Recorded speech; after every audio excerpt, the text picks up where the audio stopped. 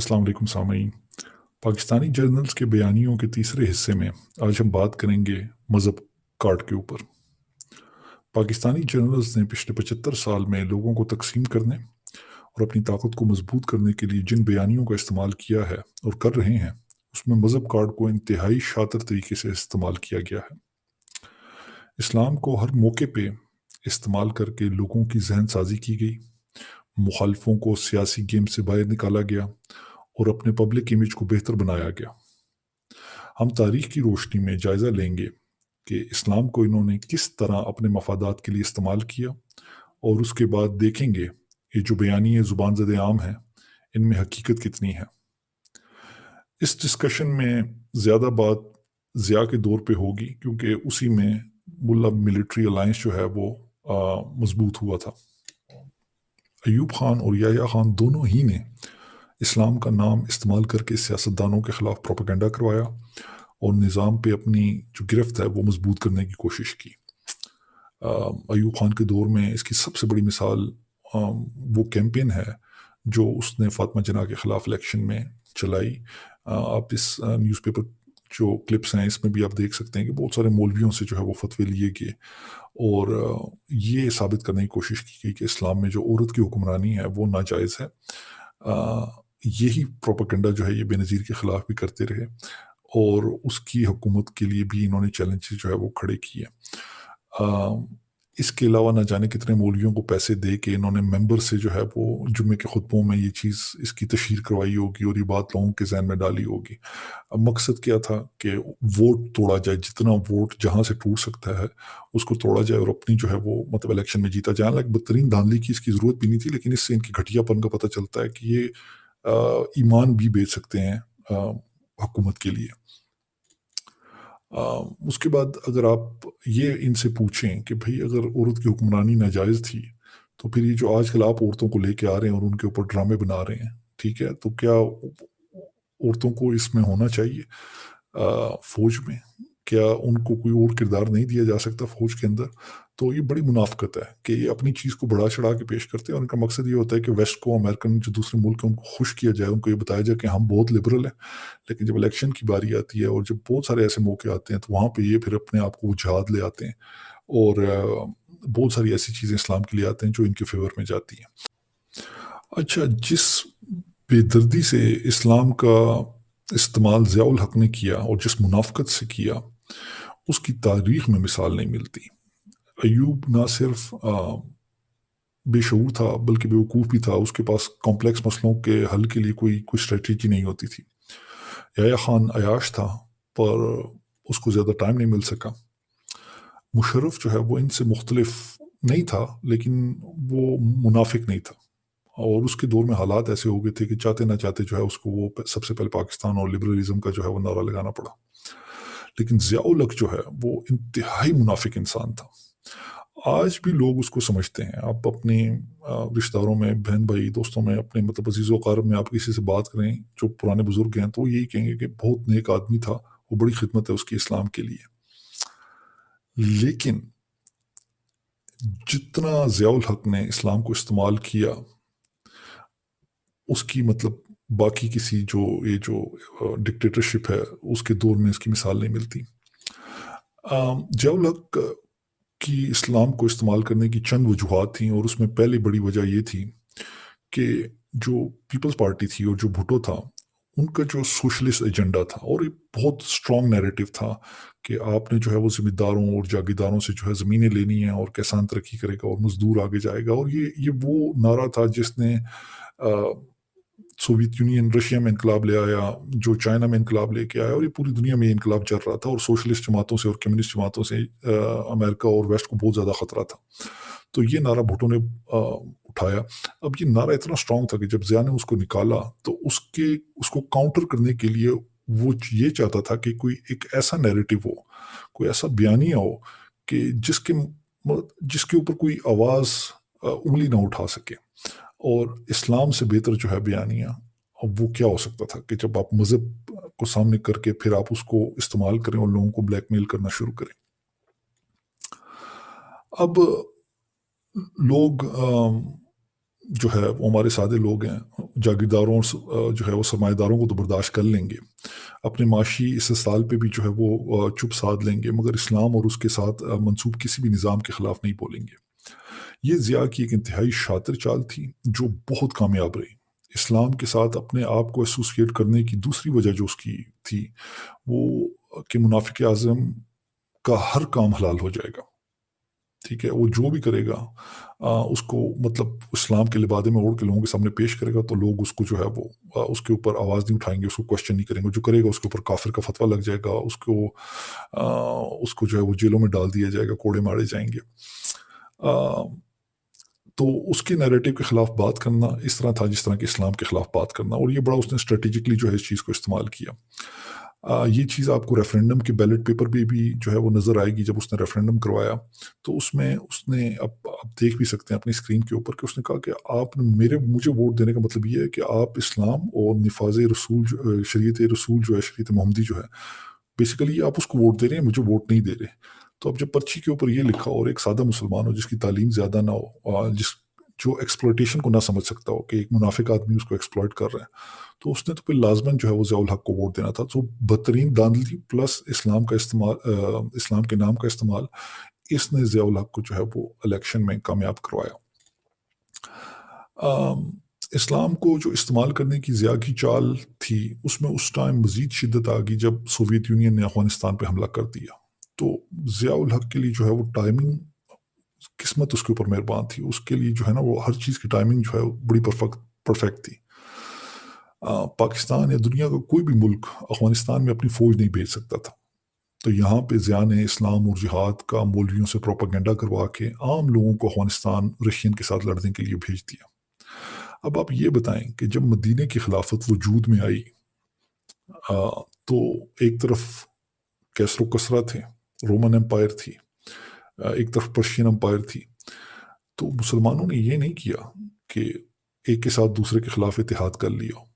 ठीक है? इस चीज़ की आपको मिसाल नहीं मिलती, क्योंकि वो दोनों ही इस्लाम दुश्मन थे। अब ज़िया के केस में जो है, रशिया और अमेरिका दोनों ही मुसलमान दुश्मन थे, और एक के खिलाफ दूसरे से ना सिर्फ इतिहाद किया गया, बल्कि उसको बढ़ा चढ़ा कर पेश किया गया एज अ कामयाबी। अब ये मकेवली वाली पॉलिटिक्स में तो जायज़ हो सकता है, मगर जो हमारे खुलफाए राशिदीन गुजरे, उनकी हिकमत अमली इसके साथ मुताबिकत नहीं रखती। कि दुनिया के दूसरे हिस्से में अमेरिका फ़लस्तीनी मुसलमानों को मारने में शामिल नहीं था। मतलब अमेरिका भी तो उतना ही बड़ा शैतान था जितना कि रशिया था। और मज़े की बात यह है कि इसराइल, अमेरिका, पाकिस्तान, सऊदी अरब, इन 4-5 मुल्कों का नेक्सस था, जिसने सोवियत यूनियन के खिलाफ जो है वो लड़ाई को प्रमोट किया। इसराइल से असला आ रहा था, सऊदीज़ पैसा लगा रहे थे, पाकिस्तान जो है वो लॉजिस्टिकल मैन सपोर्ट प्रोवाइड कर रहा था और मैन पावर प्रोवाइड कर रहा था। अब आप खुद सोच लें कि इसमें इस्लाम कितना था और जिहाद कितना था, कि जहाँ पे मतलब इसराइल, पाकिस्तान, सऊदी अरब और अमेरिका का एक नेक्सस हो, तो वहाँ पे जिहाद जो है वो मतलब उसमें कितनी सदाकत होगी। अब ज़िया ने फिर एक और काम किया, उसने निज़ाम मुस्तफ़ा का नारा बुलंद किया और शरीयत कोर्ट्स बनवाई। अंदरूनी तौर पर इस्लाम का इस्तेमाल करके ज़िया ने पाकिस्तान पीपल पार्टी की जो कैंपेन थी, और उसके जो कारकुन थे, उन पर तशद्दुद करवा के उस कैंपेन की हवा निकाल दी। उसने इन कवानीन का इस्तेमाल अपने मुखालफों पे भी किया, जो बेशक पीपल्स पार्टी पे नहीं थे। ये शरई कवानीन सिर्फ दिखाने के दान थे। अगर आप ज़ियाउल हक और उसके साथी जनरल की माली हैसियत देखें, तो आपको पता चलेगा कि इस्लाम के नाम पे मुल्क को लूट लिया गया। हुज़ूर सल्लल्लाहु अलैहि वसल्लम के घर तो जाते वक़्त जो है वो चिराग में तेल डालने के जो है वो नहीं था घर में, ठीक है? और यहाँ पे जब ज़िया और हारून जो था जर्नल उसके साथ दूसरा, वो मर गए, और जिनको बहुत बड़ा मुजाहिद कहा जाता था, तो इनके बच्चे आज तक घर बैठकर खा रहे हैं। आप ये रिपोर्ट देखें कि ये जनरल हारून ने अपने बच्चे के नाम मिलियन डॉलर, उस 2 अशारिया कुछ मिलियन डॉलर जो है उस दौर में ट्रांसफ़र करवाए उनके अकाउंटों में स्विट्ज़रलैंड में, और आज उनके बच्चे फैक्ट्रियों के मालिक हैं। अगर आप इनकी प्रोफाइल चेक करें, बहुत सारी इंडस्ट्रीज़ में ये लोग बैठे हैं और घर बैठ के खा रहे हैं, और आज भी इनका जो है पॉलिटिक्स में मुख्तलिफ पार्टीज़ जो है वो ज्वाइन करते हैं। पहले पीएमएलएन में थे, फिर काफ में गए, फिर उसके बाद जो है वो ये पीटीआई में आ गए हैं। हुमायूं जो है अख्तर खान जनरल का बेटा जो है वो उसमें आ गया। तो ये किस तरह का जिहाद हो रहा था कि जिसमें गरीब के बच्चे तो मर रहे थे और पाकिस्तान में जो है वो मुश्किल वक्त आया हुआ था और इनके बच्चे जो है वो तरक्की कर रहे थे। और अगर आप इन दोनों का बैकग्राउंड चेक करें तो ये जब माइग्रेट होके आए इंडिया से, ये कोई बहुत बड़े रिच फैमिली से नहीं थे। ये इन्होंने जॉब से इनका सारा सर्कल चलता था। तो आप किसी भी तरीके से अगर आप नंबर्स को कैलकुलेट करते हैं, इनकी सैलरीज को, इनके बेनिफिट्स को कैलकुलेट करते हैं, तो सवाल ही नहीं पैदा होता कि इसके मरने के वक्त आ, जो है इतनी बड़ी जायदाद और इतना बड़ा स्ट्रक्चर जो है ये अपने बच्चों के लिए छोड़ के जाता। और इसमें एक और चीज़ है कि जब हज़रत अबू बकर जब खलीफा बने तो उन्होंने अपने हाथ जो है वो एकदम अपने बिजनेस से खींच लिए और एक अपना जो है नॉमिनल सा अपने लिए जो है उन्होंने वजीफा मुकर्रर किया कि ये इससे मेरा घर चलेगा और मैं बिजनेस नहीं कर सकता। अब ये जो अपने आप को खलीफा कहता रहा 11 साढ़े 11 साल और ये सब अपने आप को मुजाहिद कहते हैं, ये कैसे मुजाहिद हैं कि इनके कारोबार बन जाते हैं। हमारे जो ओरिजिनल खलीफा थे इस्लाम के, वो बेचारे तो बड़ी तंगदस्ती की हालत में रह रहे थे और ये लोग जब जाते हैं तो इनके बच्चे बाहर की यूनिवर्सिटियों से पढ़े होते हैं, बड़े बड़े कारोबार जो है वो सेटल कर लेते हैं, बड़े बड़े बैंक अकाउंट्स होते हैं उनके, और पॉलिटिक्स में अच्छा खासा उनका इन्फ्लुएंस होता है। तो ये वो चीज़ है जिसके ऊपर गौर करना चाहिए। अब सवाल ये है कि ज़िया के इन इक़दामात को पज़ीराई क्यों मिली? उसकी वजह यह है कि खिलाफत का दोबारा क़याम हर मुसलमान का ख्वाब है और इस चीज़ को अब्बासियों से लेकर नवाज शरीफ तक मुस्लिम उम्मा के हर सियासतदान ने इस्तेमाल करके लोगों की हमदर्दियाँ समेटी। एक आम मुसलमान को खिलाफत में कोड़े नज़र आते हैं, हाथ काटने की सजाएं नज़र आती हैं, रजम नज़र आता है, ये तो उसको खिलाफत की याद ताज़ा हो जाती है। पर खलीफा और उसके नायब जिस शफाफियत से अपने आप को अवाम के सामने एहतसाब के लिए पेश करते थे, ये ना किसी को याद है और ना लोगों की मांगों में किसी भी दौर में ये शामिल रहा है। जब ज़िया ने शरई कवानीन का निफाज किया और कोड़े मारना शुरू किए तो लोग तो खुशी से फूले नहीं समा रहे थे। और जो भी ये कहता कि ये जुल्म हो रहा है और इंसाफ की धज्जियां उड़ाई जा रही हैं, तो जवाब ये आता कि ये लोग इस्लामी कवानीन के खिलाफ हैं और नहीं चाहते कि पाकिस्तान में शरीयत हो और इस्लाम हो।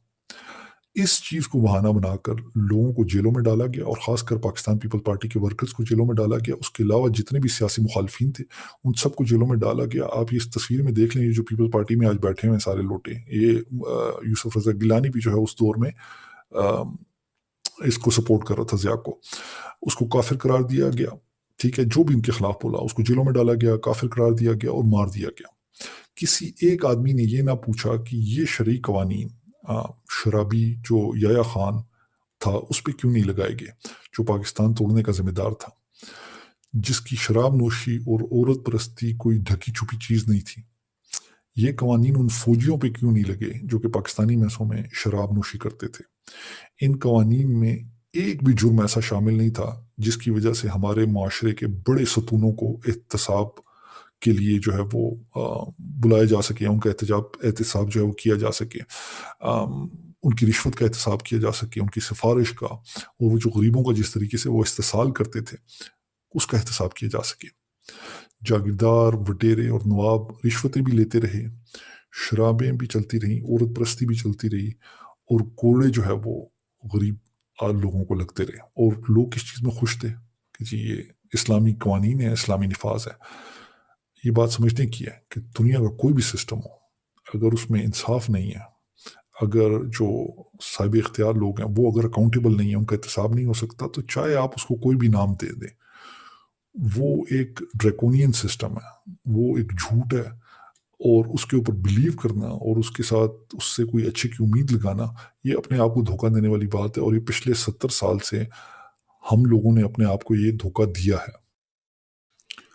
अच्छा, एक और ज़ाविये से अगर हम ज़िया के इस्लाम के इस्तेमाल को देखें तो वो ये है कि शरई कवानीन का जब इतलाक़ किया गया या जब उनका निफाज किया गया तो ज़कात सिर्फ गरीबों से काटी जाती रही।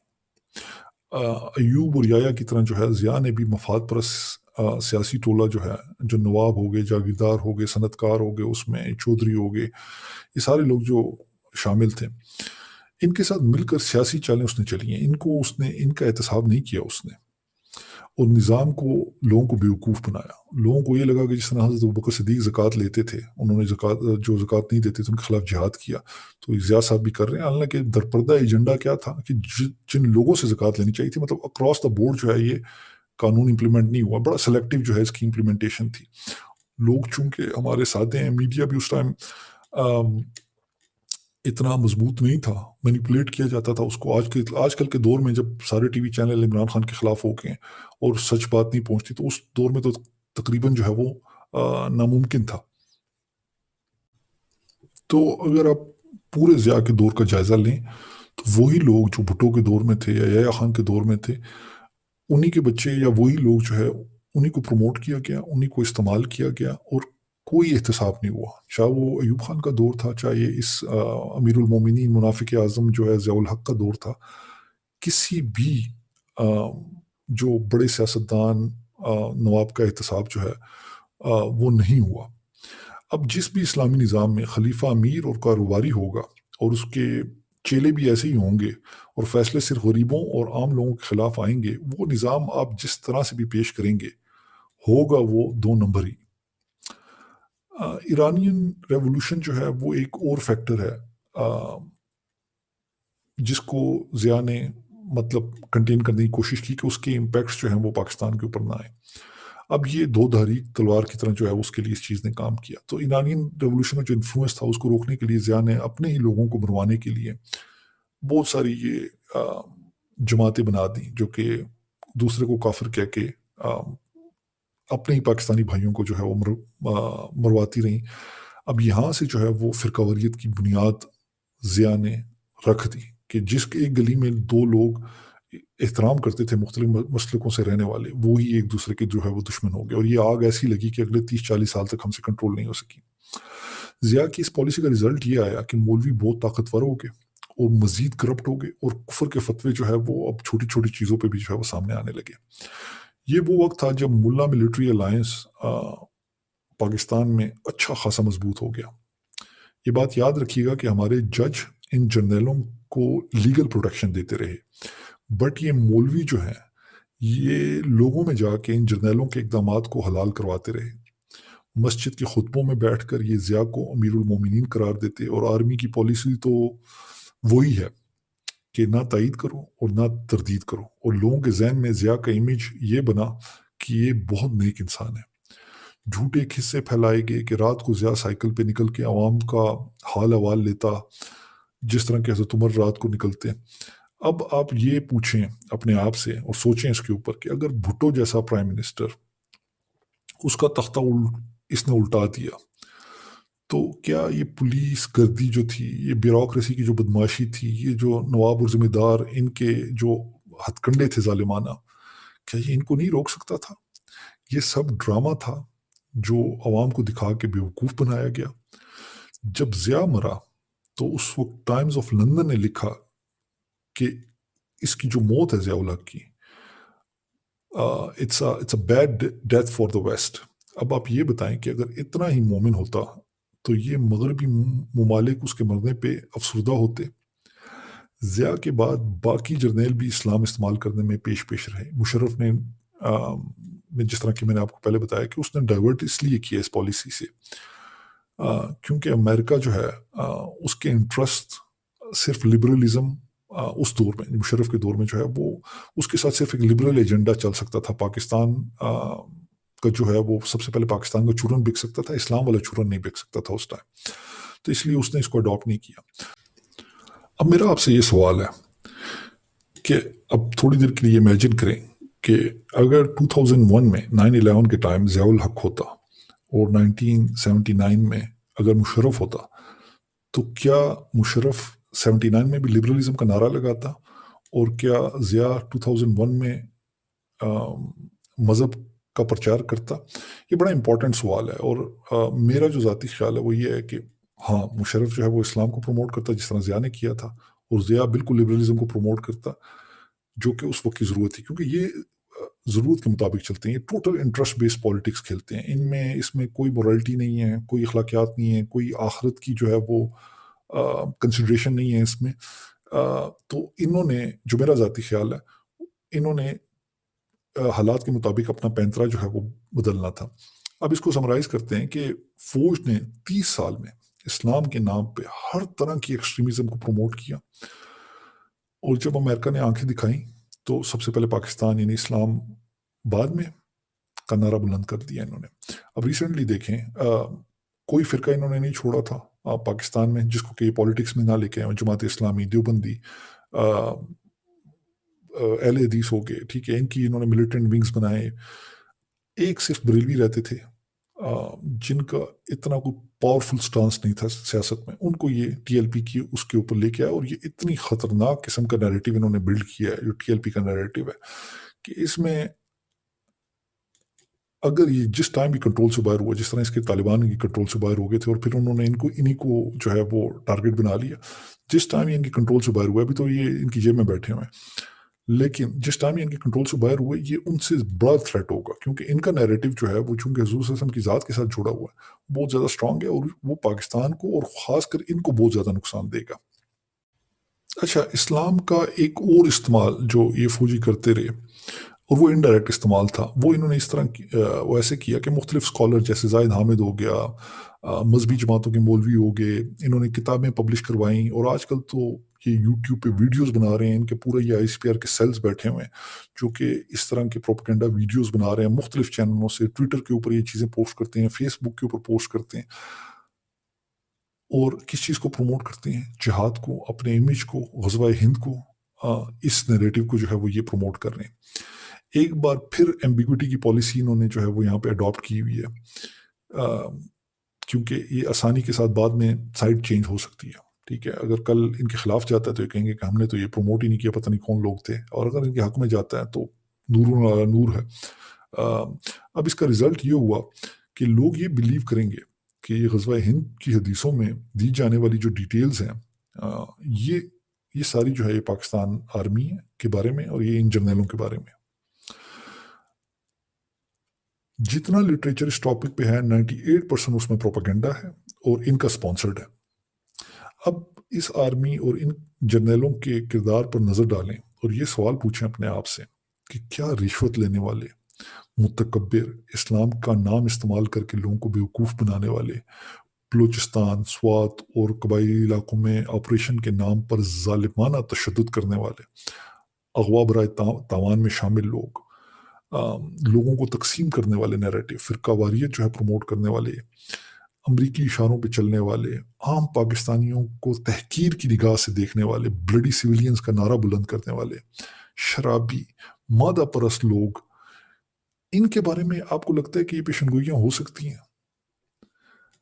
जिनका ईमान 5 मरले के प्लॉट पे बिक जाए, क्या आपको लगता है कि वो जर्नैल जो है वो ग़ज़वा हिंद लड़ेंगे?